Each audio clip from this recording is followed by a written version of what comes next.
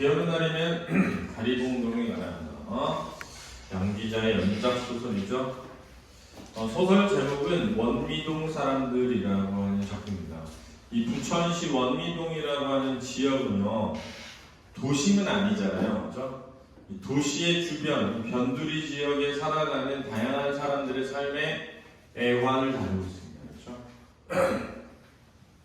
등장하는 인물들은 거의 비슷한데 소설 속에 한 집의 사연과 이야기를 통해 가지고 이 당시를 이제 그리고 있어서 약간 세태 소설적인 면이 있어요. 세태 소설이라는 게 뭐냐면 세상의 다양한 형태, 행태, 일들 이런 것들을 보여주는 그런 작품들이거든요. 특히 이 시대는 우리나라가 산업화되고 자본주의화되는 시기에 약간 중산층이 형성되는 과정이거든요. 여러분 생각해 보시면 과거에는 농촌 공동체를 생활하면서 살아갔잖아요. 근데 제가 볼 때는 과거의 사람들이 착해서라기보다는 이 먹고 사는 일의 형태가 공동체를 이루고 살아야 됐거든요. 그러니까 돕고 서로 돕고 먹을 게 없으면 나눠 먹고 이런 게 좀 있었던 시절이죠. 근데 산업화되면서 사회가 발전해 가면서 경제적으로 조금씩 부가 생기기 시작하자 사람들이 이기적이고 개인주의적인 성향이 나타나기 시작한단 말이에요. 여러분들 있잖아요. 이 소시민이라는 게 뭐냐면 대화적인 삶, 그러니까 우리 민족이라든가 우리 마을이라든가 이웃 사람들이라든가 이런 것들보다는 우리 가족, 내 자식 이걸 먼저 챙기려는 어떤 성향 이런 게 좀 강해지고 뚜렷해지는 걸 소시민적이라고 합니다. 그래서 이기적이고 좀 기회주의적이고 자기 이익을 우선시하고 이렇게 변해가는 과정 속에서 사람들의 모습을 비판하고 우리 사회의 모습을 비판하는 그런 내용을 다루고 있는 작품이 바로 원미동 사람들이고 비 오는 날이면 가리봉동에 가야 한다. 핵심이 이런 거죠. 연탄장수 이씨가 여름에는 남의 집 보일러나 이런 거 고쳐주는 일을 하면서 먹고 사는데 비가 오는 날에는 일을 할 수가 없잖아요. 시멘트나 이런 거 다 물에 녹으니까. 근데 비가 오는 날에도 가리봉동을 가야 된대. 왜 가야 되냐고 했더니 겨울철에 연탄을 대줬던 스메터 공장인가? 그 사장이 날라버렸어. 도망갔어. 수소문 끝에 가리봉동에 있다는 걸 듣고 가봤더니 공장을 더 크게 해. 그러니까 망해서 돈을 못 갖고 간 게 아니라 잘 됐는데 안 갖고 간 거야. 근데 가서 돈 달라고 할 때마다 이 핑계 저 핑계 대고 돈 없다고 안 주는 거죠. 그래서 비만 오면 일이 없으니까 가리봉동에 가서 돈 달라고 하는 거야. 그러니까 이 사람은 비가 안 오는 날도 힘들고 비가 오는 날도 힘들지. 근데 그 임시를 일을 맡겼던 내가 굉장히 부정적으로 봤단 말이에요. 저런 일을 하는 사람들은 어떻게든 우리한테 돈을 뜯어먹으려고 할 거야. 어떻게든 일을 덜 하려고 할 거야. 이런 생각을 가지고 일을 시켰는데 나중에 팍 깨는 거지. 왜? 처음에 공사비를 18만 원이니까 7만 원 불렀는데 8만 원 받아요. 뭐 이래서 이거 빠지고 저래서 저거 빠졌고. 근데 너무 돈이 좀 센데 잘 모르니까 시켰단 말이에요. 근데 돈이 아까우니까 일을 더 시켰단 말이에요. 일을 더 시킨 걸 또 달라갈까봐 안절부절 못하고 있는데 그건 서비스로 해주네. 그러니까 타인에 대한 이해를 통해 자기를 반성하는 거야. 뭐 했다? 이기적인 생각을 했던 소시민의 삶. 근데 1인칭 시점은 아니야. 그렇지? 그러니까 이런 걸 뭐라면 선택적 전지적 작가 시점이라고 하지. 알았지? 특정 인물의 시각에서 이야기를 끌어가면서 그 이기적이고 소시민적인 그라고 하는 사람의 우리가 공감을 하도록 만드는 거야. 그래서 우리도 그렇게 하지 않나? 우리도 어떻게 보면 좀 험한 일을 하고 좀 천한 일이라고 생각하는 걸 하는 사람들을 의심하고 좀 그렇게 바라보고 있지 않은지 이런 거죠. 외국인 노동자들 보면 되게 막 도둑놈 같고 거지라고 생각하고 이런 건 안 되잖아 사실. 이런 걸 다루고 있다. 뒷부분은 제가 다른 영상을 올려놓을 테니까 많아요. 이게 내신에 있어서 앞부분에 아닌 부분만 해줄게요. 알았죠? 까짓것 몸 돌보지 않고 열심히만 하면 농사꾼보다야 낫겠거니 했지요. 처음에는 땅 판 돈이 좀 있어서 생선 장사를 하다가 미천 잘라먹고 농사꾼 출신이라 고추 장사는 자신 있지 싶어서 덤볐다가 아예 폭삭 망했어요. 자, 여기는 이제 대화의 부분인데 영어 뭐라 그러냐면은 요약적인 제시라고 하는 거예요. 그런데 요약적인 서술이라고 하면 안 됩니다. 그렇죠?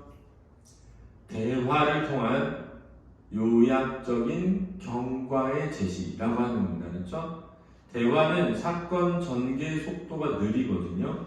근데 요약적 서술은 사건 전개 속도가 빠르기 때문에 자, 얘는 요약적 서술이라고 하는 게 아닙니다.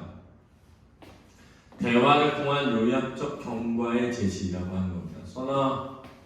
졸지 말고 지금 졸 때 아니야.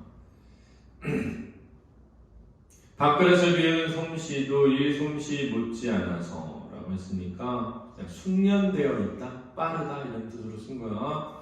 임씨는 그가 반도 비우기 전에 벌써 숟가락을 놓았다. 그리고 은하수 한 개비를 물었다. 은하수는 담배 이름이고요. 이러한 담배 이름 같은 경우는 시대적 배경을 드러나게 하는 소재입니다. 알았죠? 아, 은하수 필 때면 몇 년도구만 이렇게 되는 거 알았지? 미천될 돈이 없으니 그 다음부터는 닥치는 대로죠. 자, 닥치는 대로 했다는 거예요. 서울에서 미천 털리고 부천으로 이사 온 게 한 6년 되나? 이 바닥에서 안 해본 게 없어요. 얼음장수, 채소장수, 게장수, 번데기장수 걸리는 대로 했으니까요. 열거법이고. 자, 이런 데서 뭐가 드러나면 힘겹게 살아온 삶이 드러나는 겁니다. 힘겹게 살아온 삶이 되는 겁니다. 됐죠?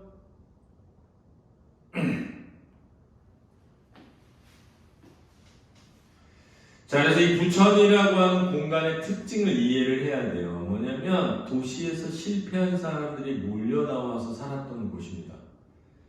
알았죠? 그래서 아주 몹시 가난한 빈민들도 많이 거주해 살았던 거예요. 이곳에. 알았니? 서울에서는 집을 얻기가 어렵잖아요. 그런 사람들은. 근데 이제 서울을 좀 떠나면 그래도 좀 먹고 살만한 사람도 있고 아주 몹시 가난한 사람들도 있고 이렇게 되는 거죠. 그래서 이 지역도 잘 보면 여러분들 그 지금 철거 준비 중인 곳 있잖아요. 거기 플랜카드 뭐라고 써냐면 여기를 떠나서 어디서 먹고 살라는 얘기냐. 그래서 이주비가 너무 작다 해서 막 플랜카드 걸려 있거든요. 그래서 보면 기름동도 엄청 높은 아파트들이 점점 많아지고 있죠, 그죠?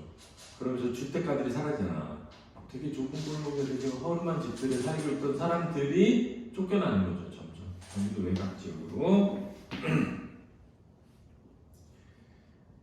장사하려면 단돈 1,000원이라도 미천에 들기 마련인데 이게 걸핏하면 미천 까먹기라 이겁니다. 좀 되는가 싶어도 자식 새끼가 많다 보니 쓰는 돈이 많고 그래서 재작년부터 몸으로 벌어놓는 노가다 일을 주로 했죠. 뺑기쟁이, 미쟁이, 보일러쟁이 뭐 손에 안 든 게 없어요. 잡부가 없다면 잡부로 뛰고 도배쟁이 없다면 도배를 해요. 그러다 겨울이 닥치면 공터에 연탄을 부려놓고 연탄 배달로 먹고 살지요. 연탄을 부려놓고라는 게 뭐냐면 쌓아놓고 라는 뜻이요. 연탄 공장에 연탄 주문하면 와서 연탄을 내려놓고 가거든요. 이게 부려놓는다라고 해요. 선생님이 어릴 때 우리 아버지가 연탄 가게를 했어요. 그래서 잘합니다. 연탄 배달 제가 많이 했거든요. 그때 제가 팔 근육이 많이 생겨가지고 팔 씨름은 누구한테도 안 졌었거든. 요즘에는 무조건 질 것 같아. 근육이 빠져서. 키 작은 한청일과 키 큰 서수남이 제잘제잘 숨 넘어가게 가사를 뻗는 노래가 생각날 만큼 그가 주워 섬기는 직업 또한 늘어놓기 힘들 만큼 많았다. 여러분은 서수남 하청일을 잘 모를 텐데 개그맨들이거든요. 그 다음 세대가 강성범이죠. 강성범도 모르지. 막 지하철 막 4, 5선 다 외워가지고 수다맨이라고 막 떠들고 가는 사람이 있거든. 그런 개그맨들을 얘기하는 거야. 요즘 누가 있지? 요즘 뭐 아웃사이더죠. 누구보다 빠르게 어쩌고 저쩌고 그렇게 다 하잖아, 그지? 똑같은 거야. 그렇게 많은 일을 했다면서 아직도 요 모양 요 꼴인가 싶으니 견적에서 돈 남기고 공사에서 또 돈 남기는 재주는 임씨가 막판에 배운 못된 기술인지도 모른다. 저기 중요합니다. 여기 중요하다. 왜? 이 부분이 바로 그의 임씨에 대한 편견이 드러나는 부분이죠. 그렇지? 그의 임씨에 대한 편견이 드러나는 부분이에요. 남인제 거기 그 해설서에 있지도 않은 말이야. 임씨에 대한 편견이 드러나는 부분이에요. 됐니? 왜냐면 가난하고 힘겹게 살아온 사람들은 돈을 어떻게든 읊어먹으려고 할 것이다 라는 편견이죠. 이게 나중에 깨지면서 자기를 반성하게 되는 거예요. 연탄 배달이 그래도 속이 젤로 편해요. 한 장의 배달에 얼마 그렇게 금세가 매겨져 있으니 금세는 가격이요. 한 차례 얼마큼 나르면 입에 풀칠을 하겠다는 계산도 나오고요. 없는 살림에는 애 끄는 것도 무서워요. 지하실에 꾸며놓은 단칸방에 살면서 하루에 두 끼는 100원짜리 라면으로 때우게 되더라고요. 그래도 농사 지을 때는 명절 닥치면 떡 한 마리쯤 해놓을 형편이었는데 자 이때는 그래도 지금보다 나았는데 같으죠. 지금보다 나았는데 시골에서 볼 때는 돈이란 돈은 온통 도시에 몰려있는 것 같았는데 정작 나와보니 돈 구경하기 힘들대요. 그래 또 공사 맡아서 주인 속여 남긴 돈은 다 못하노 하는 생각이 임씨 얼굴을 다시 보게 된다. 자, 이 부분도 그의 편견과 선입견이 드러나는 부분이죠. 하기야 임씨 같은 뜨내기 인부에게 일 맡길 집주인도 흔치 않겠지 하고 어림하다 보니 그게 자기죠. 그죠? 스스로 바보가 된 것 같아서 그는 입맛이 썼다. 자기가 눈탱이 맞았다고 생각하는 겁니다. 그렇죠?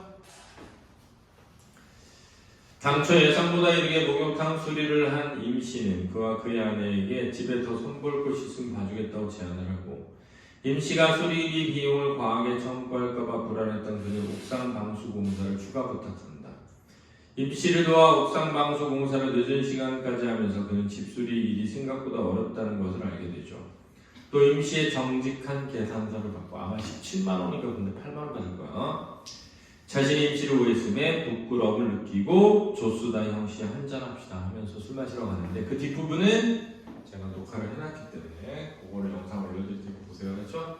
네, 수고하셨습니다.